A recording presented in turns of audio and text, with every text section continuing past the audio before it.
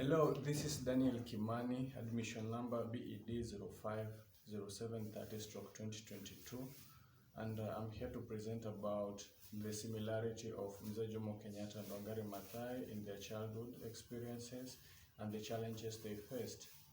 You see now, the childhood experiences, the childhood similarities that they had is that both of them, in spite of Mzee Jomo Kenyatta being born in 1987 and Wangari Maathai in 1904, they were both born in Kikuyu rural villages, and this brings us to the second similarities in which they say they also, that means they share the same roots of Kikuyu traditional upbringing.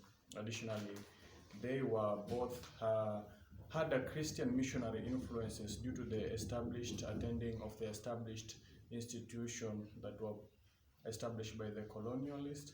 And then lastly, their childhood experiences they had economic leadership, Kenyatta being an orphan and Wangari Maathai being born from a very poor family.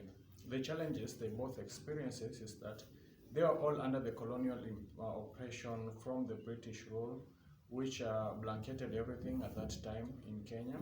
For this, they both yield a political resistance. Kenyatta detained for 7 years due to Mau Mau involvement, and Wangari Maathai severally arrested for her activism in both political and environmental matters.